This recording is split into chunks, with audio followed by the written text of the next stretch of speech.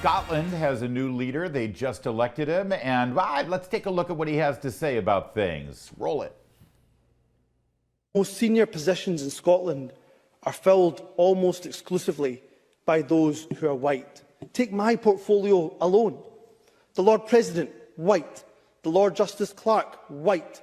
Every High Court judge, white. The Lord Advocate, white. The Solicitor General, white. The Chief Constable, white. Every Deputy Chief Constable, white. Every Assistant Chief Constable, white. The Head of the Law Society, white. The Head of the Faculty of Advocates, white. Every prison governor, white. And not just justice. The Chief Medical Officer, white. The Chief Nursing Officer, white. The Chief Veterinary Officer, white. The Chief Social Work Advisor, white. Almost every trade union in this country headed by people who are white. In the Scottish Government, every Director General is white. Am I the only one who, after watching that, could only think one thing? I wonder if he's wearing pants or a kilt. Well, I didn't really understand much of what he was saying because he was speaking Scottish. I wish he would speak English, but thankfully we do have a translator. Nile Gardiner is the director of the Margaret Thatcher Centre at Heritage, and he joins us now. And I know you're in England, or you're from England, but Great Britain, I'm told, is the same island in which Scotland exists. So that seemed kind of angry, that stuff from the new leader of Scotland. Great to see you, Larry. And as you've pointed out, the new leader of the Scottish National Party, Humza Yousaf, is very obsessed, of course, with identity politics. And this was an extraordinary rant, which many people have described as very racist, in fact. I mean, after all, Scotland is a country that is, in fact, about 95% white or so. And this kind of use of racial language, I think, is very strongly rejected in most of the United Kingdom. And there has been very strong criticism of those comments here.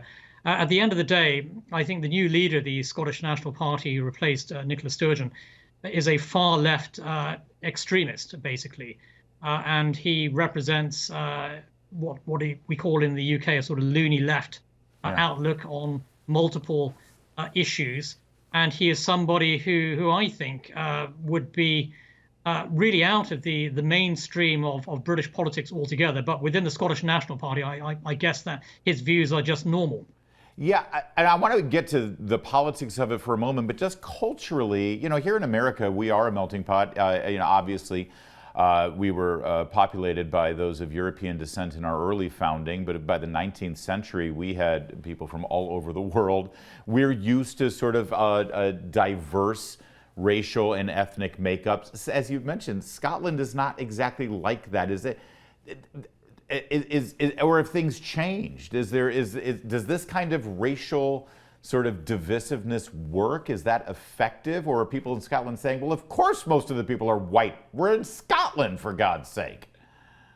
Yeah, I think the British people overwhelmingly reject this idea of identity politics. And after all, you have a British Prime Minister, Rishi Sunak, who is of Indian heritage.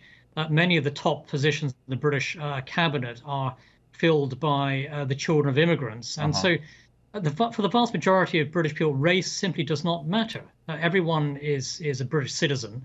And so this attempt by the Scottish nationalists to stir up some kind of racial division is just completely and utterly ridiculous, because I think the British people overwhelmingly reject this idea that people should be identified by race. They're all British citizens, and so race generally doesn't factor at all in British politics. But you have the leader of the Scottish nationalists who's using racially divisive language, which is fundamentally wholeheartedly wrong, and I think rejected by the vast majority of Britons. I got to ask, there's been an influx of immigration to your island, or that's not your island, you're an American now. I keep referring to your island of origin, let's put it that way, of Muslims, people of Middle Eastern descent, people of Eastern European descent. And of course, the people of Scotland and of England have been incredibly welcoming. They've welcomed them. Most of them are refugees from horrific areas where they were persecuted.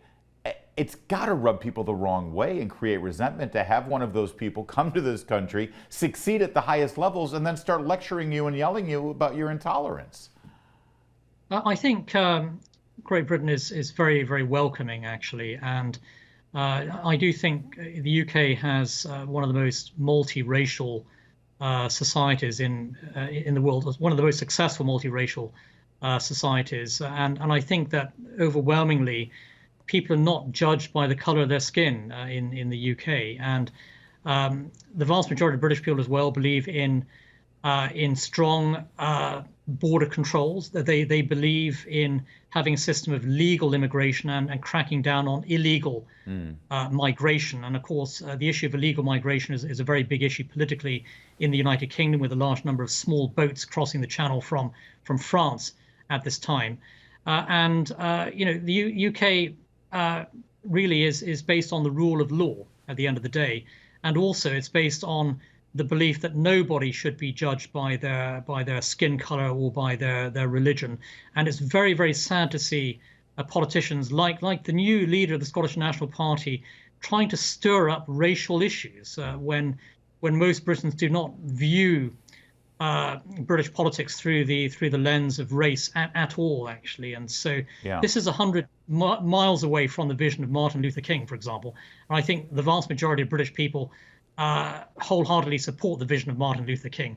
And clearly the Scottish National Party using this kind of racial language is a long way off from Martin Luther King's Jr.'s vision, actually. He is inheriting a party, though, that attempted a move for independence. It did not succeed, but is it possible that this racial resentment and division over skin color and ethnicity, is that a new tactic that he is going to use to revive the potential for Scottish independence?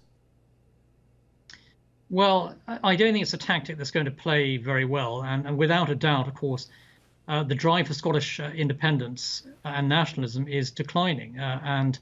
Nicola Sturgeon, the previous leader of the SNP, or Scottish National Party, she ended her career really in complete failure, and in large part because she supported extremist pro-transgender legislation, basically putting transgender individuals inside women's prisons, basically, which was hugely unpopular, and of course a threat to the safety of women. And so she fell as a result of this extremist campaign.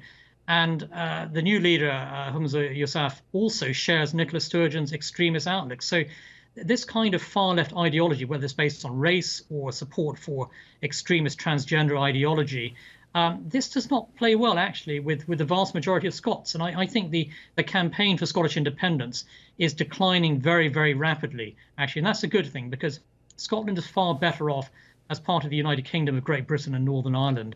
And I don't think the Scots have an appetite for leaving the UK at this time. I'm told one of the benefits of a monarchy is that figurehead can unite these fractious and desperate people. Is it possible that the coronation of King Charles III, imminent now at about 5 or 6 weeks from now, could that actually act as a unifying moment that brings the Scots back into the fold here and stops this divisiveness?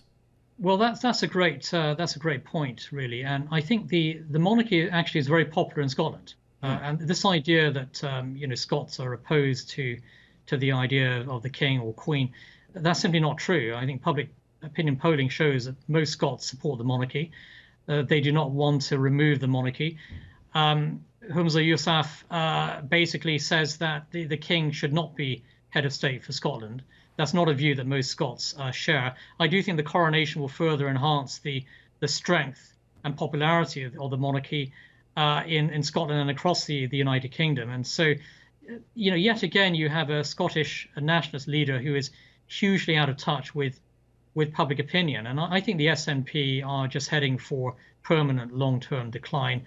I do not believe that Scotland is going to be leaving the United Kingdom at any time in the coming decades.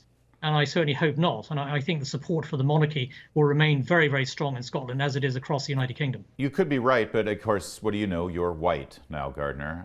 But I do appreciate you letting your opinion. And you helped me win a bet. There you go. I told you I could talk to Nile Gardiner for a whole segment without mentioning Meghan Markle. Oh, I just did it. More to come on O'Connor tonight.